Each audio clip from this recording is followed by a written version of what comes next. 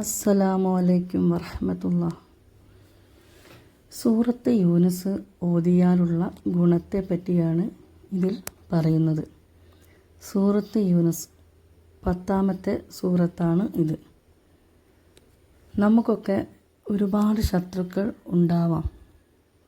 അതിൽ നിന്ന് നമുക്ക് രക്ഷപ്പെടാൻ വേണ്ടി നമ്മൾ സൂറത്ത് യൂനുസിനെ 21 പ്രാവശ്യം ദിവസേന നിങ്ങൾ ഓതുകയാണെങ്കിൽ ശത്രുക്കളിൽ നിന്ന് നമുക്ക് രക്ഷ ലഭിക്കും, അതായത് കാവൽ ലഭിക്കും എന്നർത്ഥം.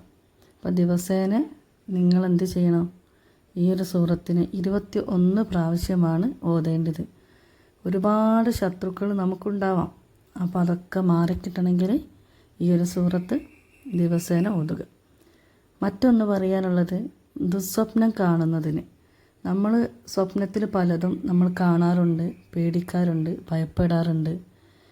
പിറ്റേന്നും നമുക്ക് അതേ ദിവസം ആവുമ്പോൾ നമ്മൾ ഇന്നലെ കണ്ടതിൻ്റെ ബാക്കി ഓർമ്മ വരും. ഇന്നലെ നമ്മളിങ്ങനെ കണ്ടിക്കണ്, അതെന്താണേക്കും, ഏതാണേക്കും, എന്തുകൊണ്ടാണ് ഇങ്ങനെ ദുസ്വപ്നം കാണുന്നത്, ഇങ്ങനെയുള്ള ചിന്തകൾ നമ്മുടെ മനസ്സിൽ കടന്നു വരും.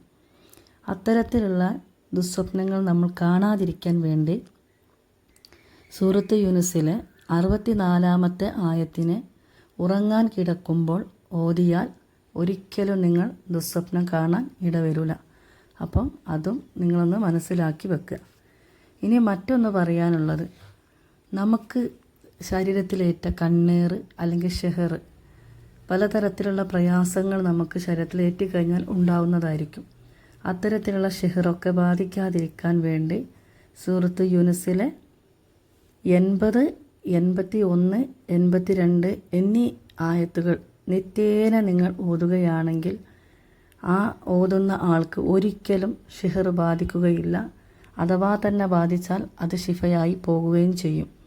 ഇൻഷാ അല്ലാഹ് എല്ലാവരും യൂനുസ് എന്ന സൂറത്തിൻ്റെ മഹത്വം അറിഞ്ഞ് നിത്യേന ഓതുക.